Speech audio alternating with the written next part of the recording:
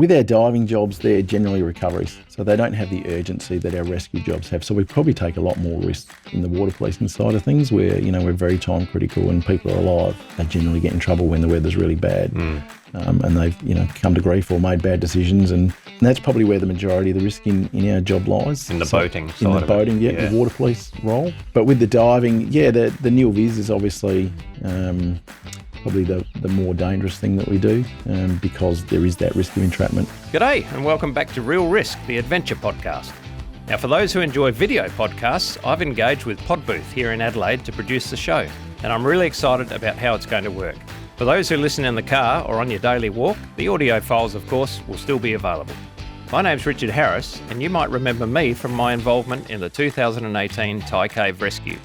Well, that adventure has led to many other exciting opportunities, including the chance to chat with like-minded adventurers and risk-takers on this podcast. There's lots of exciting things to announce over the course of the season, and plenty of brilliant, daring, adventurous and thoughtful guests already lined up. There'll be more extreme athletes, more divers, more soldiers, more people who get off on going fast, climbing high or challenging themselves in ways most of us can't even dream of. And all of them will talk to us about why they think the benefits outweigh the dangers. Why risk is integral to making us stronger, more resilient and better able to cope with the stresses of daily life. And let's face it, when has that ever been more important?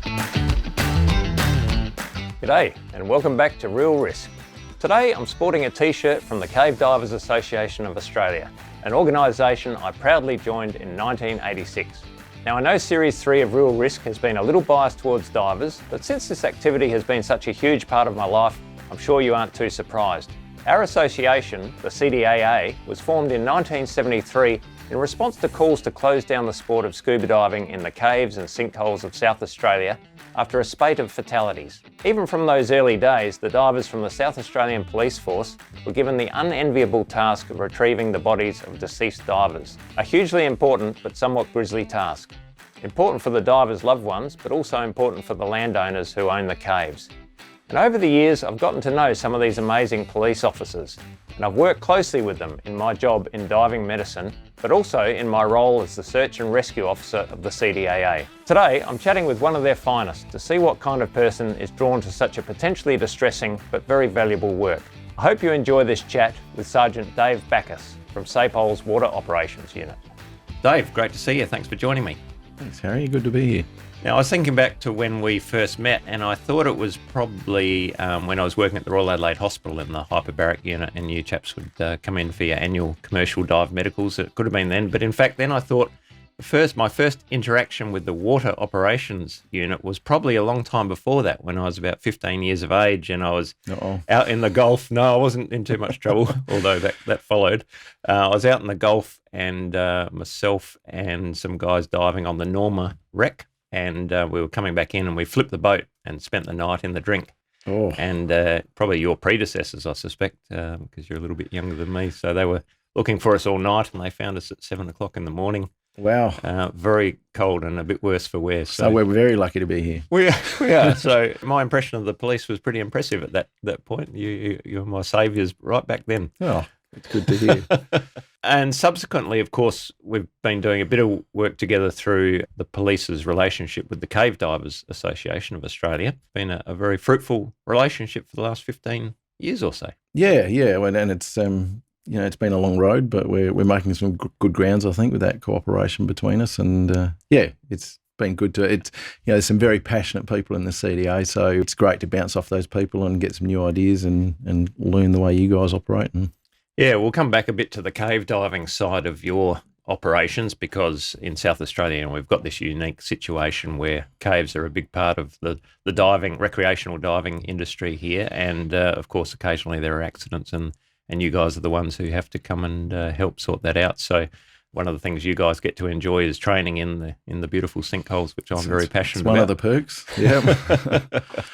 But, your job as in the Water Operations Unit is not just about diving. There are lots of other roles and responsibilities, which I'll get you to run through. But for some people, obviously the first thought is, the unpleasant side of your job, and that is, body recoveries and those sort of crime scenes and so forth. And for many people, that's probably their worst nightmare. But actually for me, that's a really fascinating part of the job, which again, we'll come and talk to a little bit. But where did it all start for you, Dave? What's your backstory? How did you come to love the water and enter into the police force? Well, I think it's probably a little bit unusual because I grew up in the northern suburbs, a long way from water, but we did a lot of camping as kids, and I was always mad keen for the water. My brother and I were always jumping off a jetty or going snorkeling or swimming in the river or whatever it was. So I kind of had an early affinity with the water. And then when I left school, I did a trade.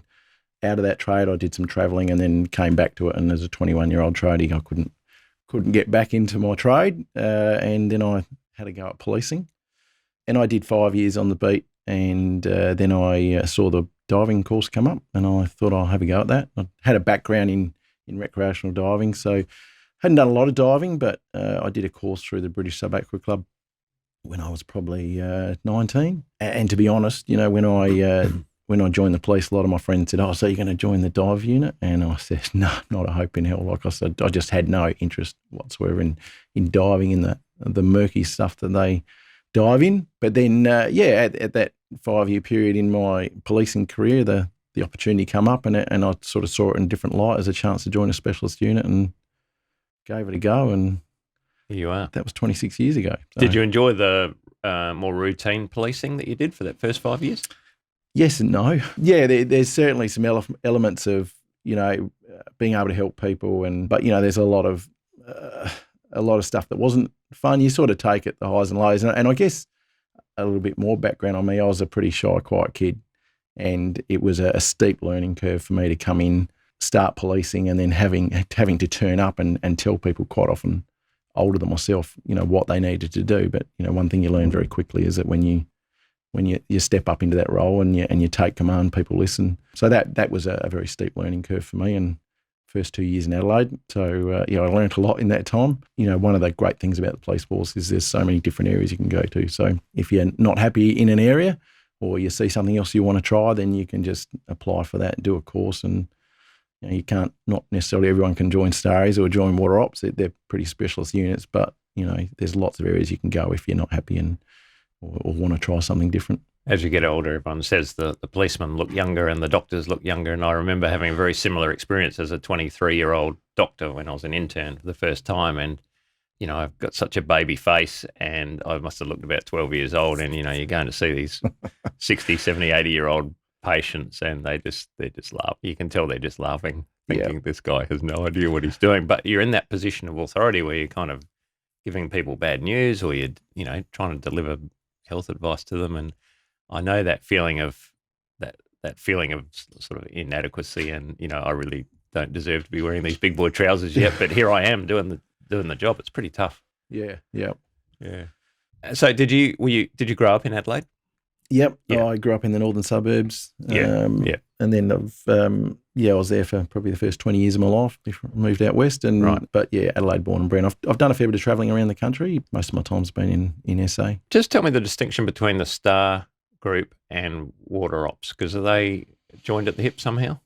Yeah, so we've got Star Group, which is, it's the group encompasses water operations, dog operations, mounted operations, and then our tactical people and bomb squad. So there's Star Group, which encompasses all of us, and then there's Star Operations, which, they're the tactical guys that are doing all the high-risk arrest and kicking indoors and all that sort of stuff. And then under Star Group comes the combined operations section where we sit together with dog squad and horses under an inspector. And is the selection process common across any of those operations areas, or have you got your own unique selection for Water Ops? Yeah, quite unique for Water Ops. So, the Water Ops selection is, I guess, a lot longer in that we also, as part of that, have to run a commercial diving course. Mm-hmm. So for us to use, guys have to be occupationally trained as commercial divers. So it's a 4-day pre-selection where we sort of hammer them to see who's up to the grade and capable of safely taking on the dive course. And then it's 4 weeks of pretty full-on instruction. And the Starries course is probably a lot more intense. You don't get to go home at night. So, basically 4 days of hell, very, very tough course. Mm. And then, then to a lesser extent, you've got ongoing courses that they have to achieve. But, so very different courses. And, we have a little bit to do with their courses, giving safety and they'll sometimes help us out with our courses if we need it.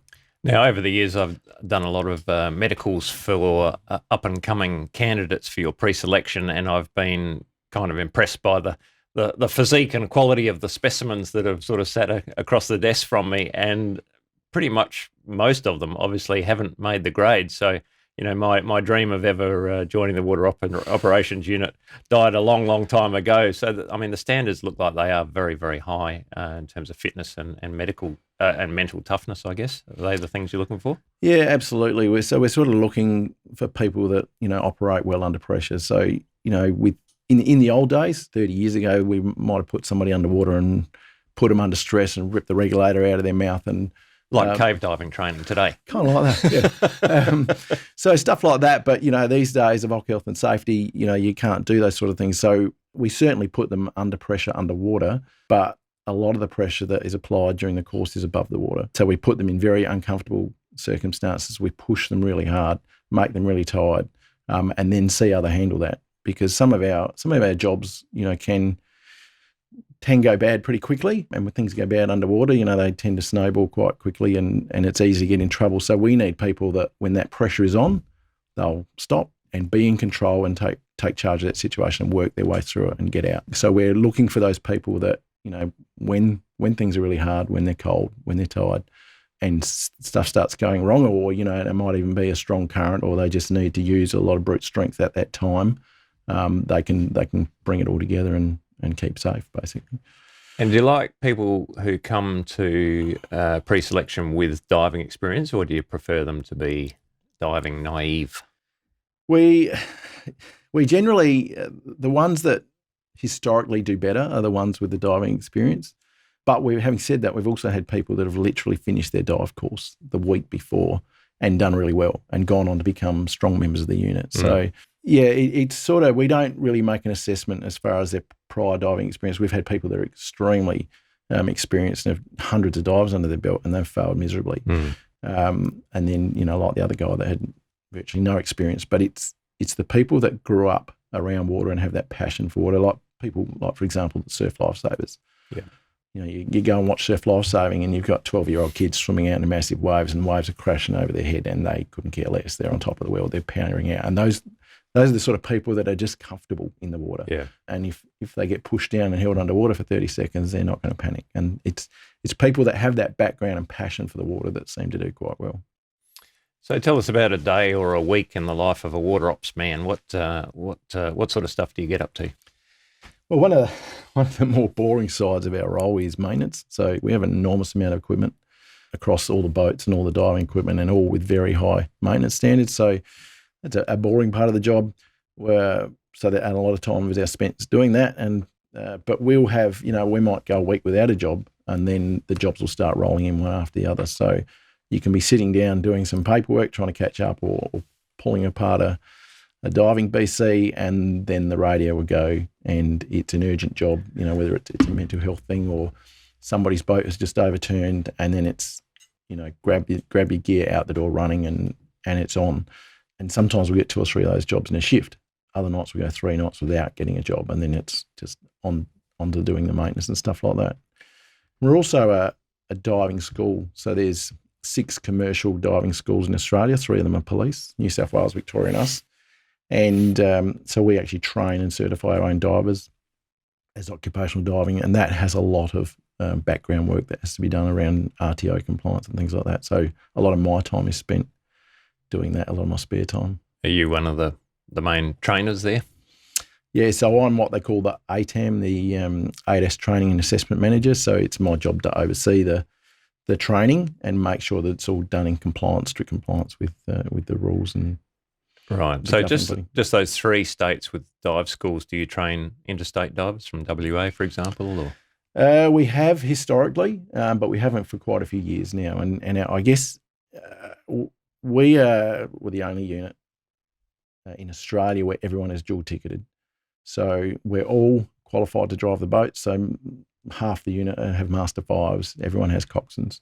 And to be honest, the majority of our work is water police. So we don't, for us to take enough people offline to do a diving course is a big ask. So these days we just tend to train our own people. New South Wales in particular, their dive unit is just diving. And they do the majority of interstate divers these days. So they don't have to come aboard and check my flares and that sort of thing, which you guys do a bit? No. Okay. No surface search. So let's talk a bit more about the underwater stuff and, what's the main roles in terms of diving that you do? Is it just evidence gathering, body recoveries, or is there counterterrorism or other kinds of roles as well? There is a small element of counterterrorism. We've worked with defence. I've searched submarines at the Navy base there and around the wharf, making sure that there was no IEDs prior to launches. And so but that's a very small part of what we do. We do ships' hull searches with Australian Border Force. So ships that are coming in from suspect ports, they'll quite often get us to search the hulls of those ships. So that's one of the jobs we do. But outside of that, with regard to the diving, the majority of it is evidence-based. So, and, unfortunately, occasionally we've got to look for drowning victims and or murder victims, but the majority of our work would be looking for weapons used in armed hold-up or, stuff that has been stolen and then, the crooks have got a bit concerned and decided to throw it. And, the Murray River is an obvious place to throw stuff where they assume it'll never be seen again. But, if we get a bit of information, we can go up and look and have a pretty good success rate. Now, I've done just one dive in the Murray River. As a very young man, someone asked me if I could find their submerged tinny, and so I was smart enough to tie a rope to myself to head on into the water. Good call. And it's probably the most frightening dive I've ever done, I think, because of all those roots and things coming out from the pepper trees. And I very quickly abandoned the search because I felt so uncomfortable. I mean, it was zero visibility, within an inch of the surface, and all these entanglement hazards. How do you get used to that kind of diving, Dave? It takes a while, and it's certainly one of the things that separates the guys that pass the course and don't pass the course. And, one of the ways I like to describe it to people is if you go up to the Murray and look at the big cliffs, so you get these massive big red eye cliffs and they're just full of overhangs and caves and, that continues on to the bottom. And so areas like that to search, and sometimes depths up to 20 metres, and as you say, nil vis, and that's really hard to explain to people. Unless you've experienced it, but you can literally hold a torch up to your face mask and you won't see it until it's within an inch. And for me personally, I can't focus at that length anyway. But so it can be quite challenging and daunting. And another big thing that we do is gum trees. So you see those enormous river red gums where they're tipped over and you have these enormous root systems sticking up and just a maze of branches. And quite often they end up in the river and our searchers will be in and around those gum trees in total nil vis. So we're just feeling our way. So it's not for everybody, but the more older experienced divers, for the most part, enjoy it. So I certainly did. When I first started doing it, I found it a bit daunting. But once you relax, you've just got to trust in your training and trust in your equipment. The techniques that we use, we're attached to a line to the surface, and we actually use a lanyard to attach that line so that if we have to let go or accidentally let go, you can still find that line, and that line is our safe way back to the surface. And for me personally, in nil vis, I quite often just shut my eyes. I can't see anyway, and you sort of find that tends to heighten your other senses, and particularly we rely very heavily on our sense of feel. Yeah, I'm definitely an eyes closed guy. When there's no visibility, I find it more relaxing, and I actually do enjoy that kind of diving as long as things are under control. So I can see why you sort of relax into it. The only problem with you blokes is you wear wetsuits in all weather, which I feel very unhappy about, Dave. Can we just get some dry suits for you? Well, we've actually got dry suits, but we find for the most part it's easier to wear the wetsuits because we're sort of in and out of dives and you're peeling them off, you're peeling them on. If as provided it's not too cold, I actually find them more comfortable. And in that high snag environment, we're often, particularly in the river, we're often working amongst, like there'll be something like shopping trolleys, for example, and the top is rusted away, and so you've just got these hundreds of razor sharp barbs sticking up in the air, and then there's car wrecks, and then there's glass and fishing hooks and all the other stuff that we deal with. I think the dry suits would get a pretty hard time. Yeah, no, I can see that. And that would be a very miserable dive. Better to be wet and plan to be wet than dry and end up wet. So what's the smallest thing you've ever found underwater that you were looking for, Dave?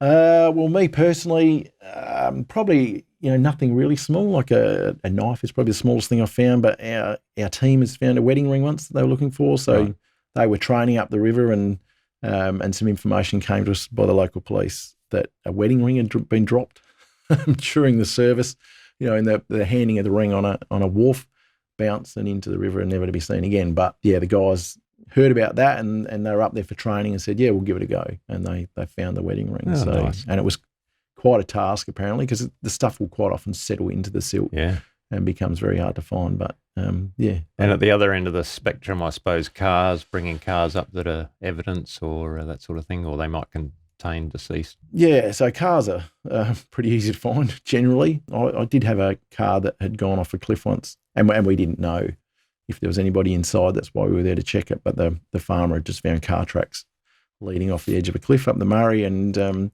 but that was in amongst some very big boulders and cliff, and that was, it took us a little while to find it. So that was a bit challenging, but generally cars don't take too long to find. There is a technique we can use where we call a snag line search, and if we know the river is relatively flat, we can just swim a long rope out, go to the bottom, and then just swim in a big arc, and you'll generally snag it.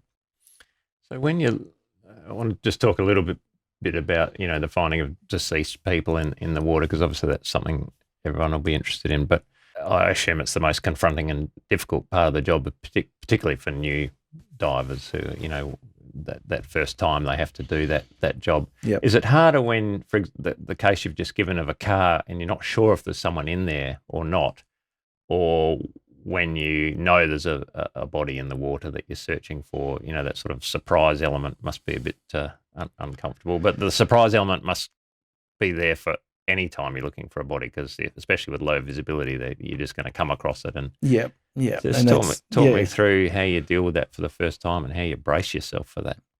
Well, even not so much the first time, but every time, maybe. Yeah. So when I first joined, one of the older, gnarlier divers said to me, you know what, it doesn't matter how many bodies you find in nil visibility, you'll jump every time.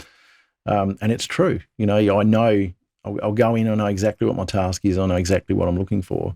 But in nil visibility, the only way we find is with our hands, and we're literally crawling along the bottom, sweeping our hand from left to right until we literally bump into the person. And you're bumping into so many things, tree, wheelie bin, rock, and then all of a sudden you hit something soft, and there's that every time you just go, whoa. Okay. And sometimes an animal, I suppose, not a human. Yeah, unfortunately, sometimes animals. And one of the things that a lot of people have trouble dealing with, or something that seems to really freak people out, is the fact that we don't wear gloves. So we just lose that tactile feel. So for the most part, we just don't wear gloves so that we can tell the difference between a stick and a piece of steel, which might be a rifle barrel or knife or whatever. Yeah. Because we can't afford to sit there examining to great detail everything we find. We're moving along quite quickly and just feeling our way as we go, and we need that tactile touch. So how do you prepare your young divers for that? It's I guess in some ways we that's we kind of say to them, look, you're not a real diver until you've done this. And so they're nervous about it, but at the same time, they know that's part of the job. We make that very clear before they even start the dive course, and we'll go into a bit of detail that I certainly wouldn't go into with you, but we'll say this is what the job's about. Yeah. If you're not up for that, then time to walk away now. We'll push them into that role. We don't sort of give them the chance to back away from that. So the new guys, if there's a task like that to be done, then the new guy is in the water and he's on the outside, because it's, we normally dive in pairs and it's the outside guy that's likely to find him. But then, we sort of stick around them. We keep an eye on them afterwards and, make sure that everything's good. And it's actually probably more the older guys that are getting a bit softer as they get older. Well, there's that concept with, PTSD and so forth, that, everyone's got a certain size bucket, and drop by drop it fills up and eventually it overflows. So I know in other branches of the emergency services that I've worked with that it can often be the older, more experienced guys who suddenly reach that tipping point, and it's just one job too many or one experience too many. I think parenthood ruins you to a degree as well. It softens you up a bit. It softens you up a bit, and like particularly where kids are involved, it's very hard to not draw similarities between your kids and this accident, or if it's, for example, it's somebody that's doing risk-taking behaviours, you go, well, that's the sort of thing my lad would do. It's I find actually, for me personally, it gets a bit harder as you get older. But, no, I can see that. I think, I've sort of hung around you guys a bit over the years, and I know you've had different ways of dealing with this for a while, but I imagine that's changed as the force has evolved and matured, and presumably there's now, counselling and peer support and all that stuff offered to people after difficult jobs. Is that a routine now? Not necessarily routine, but it's certainly there if we need it. There's a lot more awareness, as you say. I did mandatory mental health first aid a couple of years ago, so that, and even that was odd. I've got to be honest, when they told me I had to do that, I wasn't that rapt, but it was really interesting and I learnt a lot, and, I've been able to use some of those techniques. We've certainly got access to professional services if we need it, through the police employee assistance program. There's access to psychologists external if you want that. So we're learning. With this, the police department's come a very long way in the last 5 years in dealing with mental health issues. I think a lot of people who are involved in Action Bronson type jobs kind of have that sense of, that's not me, I won't need that. And in some ways, it's probably they are the people who are most likely to need it at some point, because you're bulletproof until suddenly you realise there's a chink in the armour, and that's when you fall the hardest, probably. So I think you're right. You have to embrace it, even though you feel like, that's not me, or that's not us, that's not our team. But that's probably makes it even more important, doesn't it? Absolutely. I want to know about being a detective underwater, because I sort of have an interest in underwater crime scenes. So, I've been told by police divers that basically, you're still a policeman first and foremost, and what you're dealing with is potentially a crime scene, but it just happens to be underwater. So you still have to apply some degree of crime scene protection and analysis. Tell us a bit about that. Yeah, absolutely. Quite often what we're looking for is will become part of a murder investigation and likely to be subject to cross-examination in a court or coronial investigation where, they'll be looking very closely at what we did. So our processes, our recording, everything we do is recorded as it happens. And we make very careful notes. We'll measure the distance of where it was found. We make notes. And so we nearly always have voice comms when they're working properly.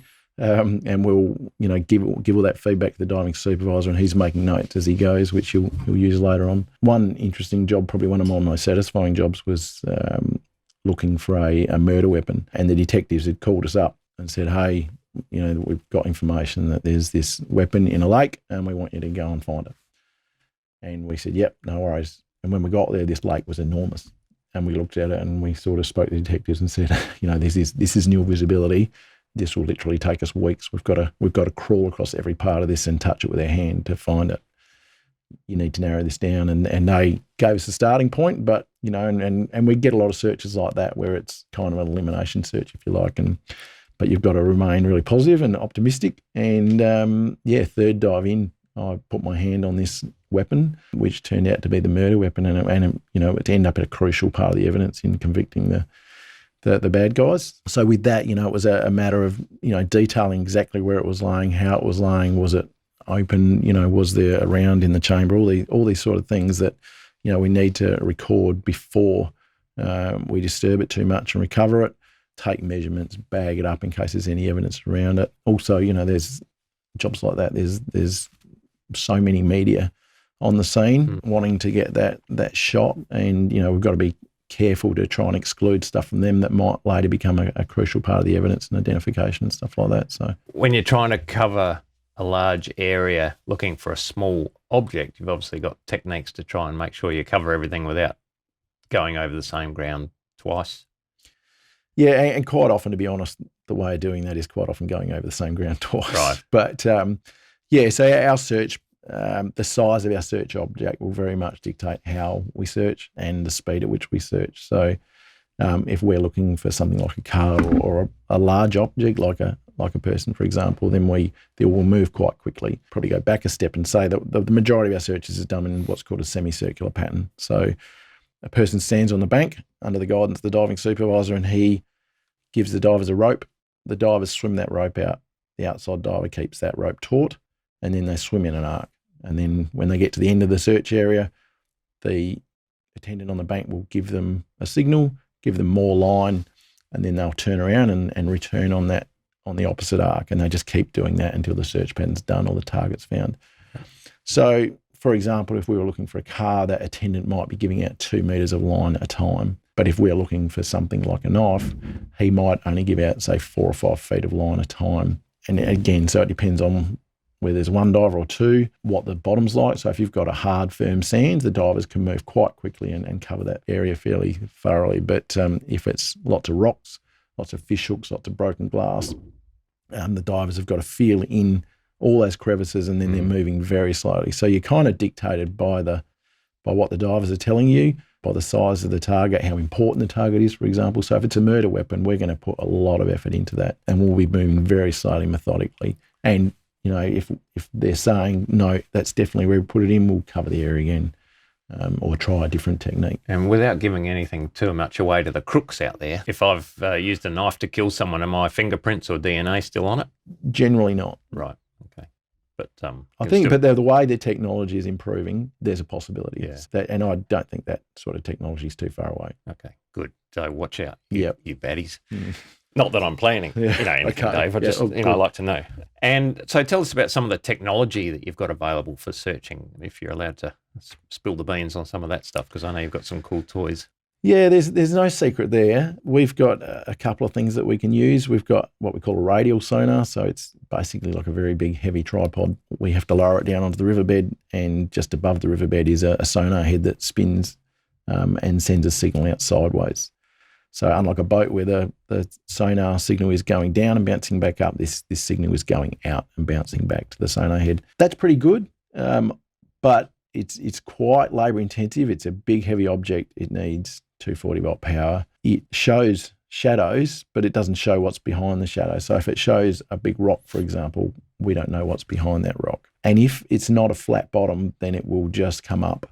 The image will come up as, just this big blob of crevices, and so that it's really of no use except anywhere on a flat sandy bottom. So in the ocean, really good for looking for things like boats, and in the river, really good thing for looking for things like cars or potentially even people if it's in the middle of the river away from all the snags. So we've got that. We've also got a tow, what we call a tow fish, which we can lower behind the boat or in front of the boat and tow that, and that's basically a very expensive, more advanced sonar, the sort of sonar you might have on your boat, but this goes down below water level and is shooting out a very strong signal sideways. So, but of course you're moving the whole time, so you've got to be able to pinpoint where that object is and go back and identify it. I know the military and New South Wales Police, for example, have a handheld sonar that they can use, which is they can swim out and actually point it ahead of them and be looking at the screen.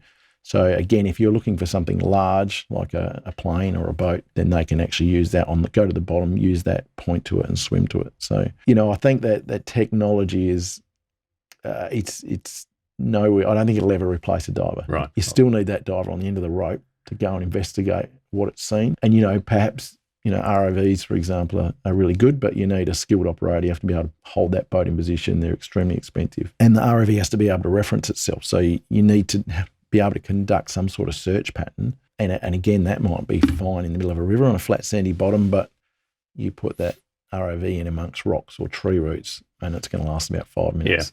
Yeah. Well, one of my earlier guests was a chap called Bill Stone, who's an engineer and a caver and a cave diver from the USA, and he's building autonomous robots who can search, map and do tasks. They're sort of artificial intelligence, they learn as they go. So he's going to send them up to Europa, one of the moons of Jupiter, to find extraterrestrial bacteria and life forms. So maybe I'll get Bill to send you something. I have a feeling that might be out of our price range. Oh, yeah. No, he's a bit exy, yeah. Okay, so you've got a few toys, but at the end of the day, you're still got to get hands on the... The majority of the work is done by divers. So, if we've got a big river search where, it's our last known point is a bit vague and we anticipate that this could go, it's not going to be an easy find, then we'll take that equipment with us. But it's generally, the second resort. So we'll put the divers in the water and start off and maybe do a day or two of that. If need to, then we'll go to the sonar equipment. But first step for us is always the divers in the water. Clear water must be such a luxury for you guys. I mean, it must make the job so much easier. But I guess on the other hand, that often means you're in the ocean, which comes with its own problems, particularly if you're looking for a deceased person from a boat. The tide and the animals and stuff come into play. If often we see on the news some old bloke's gone out in his tinny and he's fallen out and he's gone missing. Is the chance of finding those people very remote, given all those factors that come into play? I wouldn't say very remote. It certainly adds complexity, and one of the hard things for us in our job is not finding people. And there's certainly been more of those in the ocean than the river. So in the Murray River or in lakes, generally people will stay where they landed. But in the ocean, as you say, there's currents, there's predators. People will move a lot quickly. So and of course, saltwater is a lot more buoyant. So. And of course, that adds a bit of pressure, a lot more time critical to try and get to that location and start our search before they do move. And that's probably one of the, we're sort of obviously talking a bit about risk, but one of the risk factors for us is swell. So often people come to grief near reefs and swells. You've got to put the divers into that area.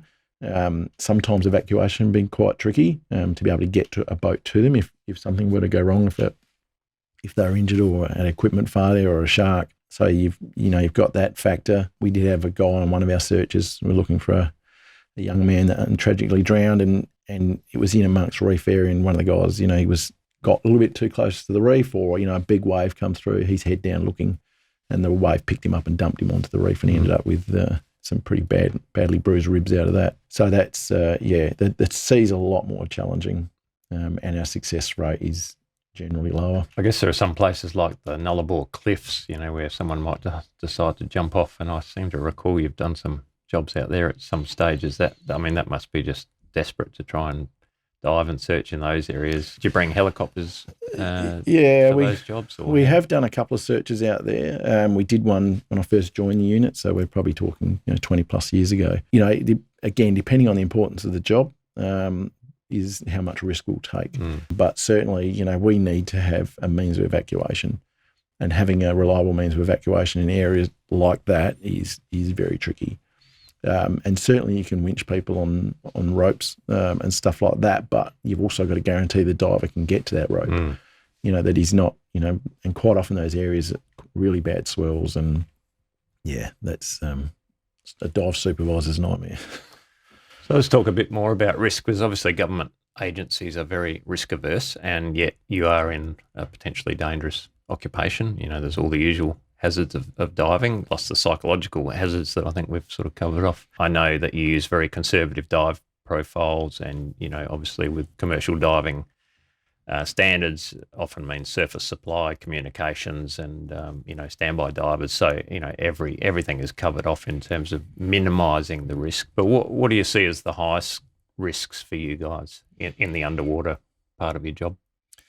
Well, as you say, with our diving jobs, they're generally recoveries, so they don't have the urgency that our rescue jobs have. So we probably take a lot more risks in the water policing side of things, where we're very time critical and people are alive. They generally get in trouble when the weather's really bad, and they've come to grief or made bad decisions, and that's probably where the majority of the risk in our job lies. In the boating side in the of boating, it. the water police role. But with the diving, the nil vis is obviously probably the more dangerous thing that we do, because there is that risk of entrapment. Equipment failure, it's a lot easier to deal with equipment failure when you can see what the problem is. So if you're diving in the Murray and you suddenly get a big blow off of air, it's very hard to work out where that is and do anything about it. And we use reserve systems and everything to cope with that. We train to buddy breathing, nil visibility, and worst case scenario, extremely unlikely, but remove the full face mask and go to a mouth held. Doing jobs like that, and also working in those reef areas. So there's been a couple of incidents like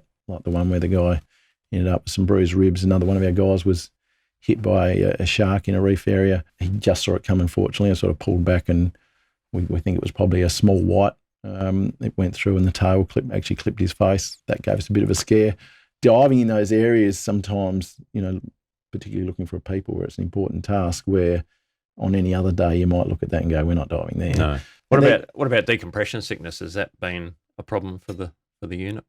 We've had a couple of incidents over the years, and as you know, decompression illness is very hard to diagnose, and there's so many symptoms. But we have had a couple in our deeper diving.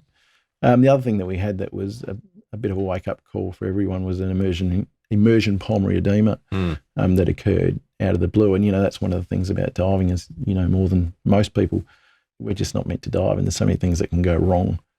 And on this occasion, this diver was quite experienced. He had 300 or 400 dives under his belt and unbelievably fit. It's probably not a stretch to say at the time he was one of the fittest people in the police force. Yeah, just out of the blue, he got sick at his 6 metre stop. So we were deep diving. He was decompressing. At his 6 metre stop, he started to feel ill.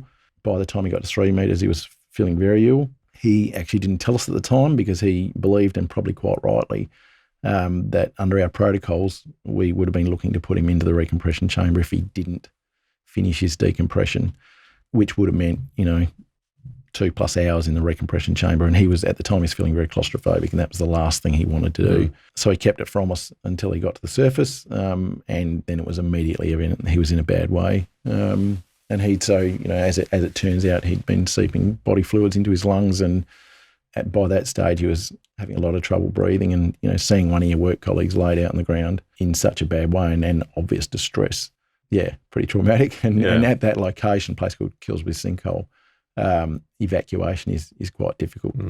We called ambulance officers to the scene. Fortunately for us, one of the things we do, because we're so regimented in what we do and safety is the first priority, we practice evacuation in all these places, and we practice evacuation the day before. So, and the ambo said to me afterwards, she says, we had no idea when we got there how the hell you were going to get this guy out of here. But, the whole team came together, and he was on that stretcher, and he was, up the ladder, up the walkway in quick time.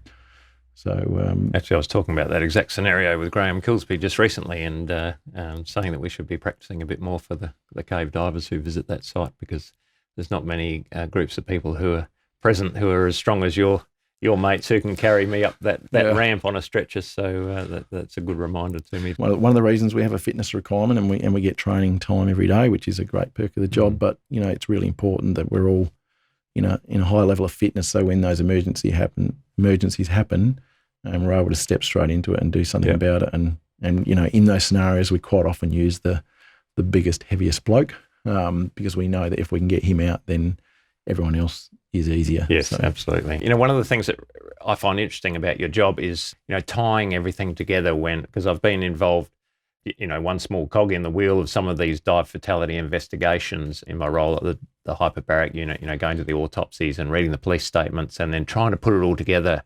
particularly with scuba diving deaths, which is an interest of mine.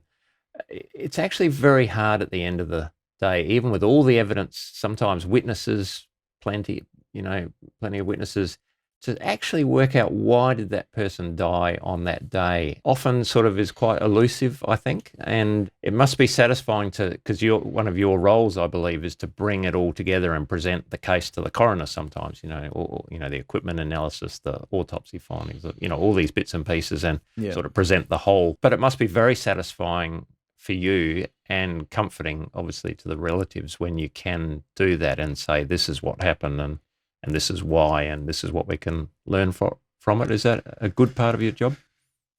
Yeah, well, I guess, as you say, it is quite a hard role sometimes. So, ultimately with these tasks, the detective is given the role of putting it all together and presenting it, but we use as expert witnesses, if you like, because of our knowledge on equipment and diving.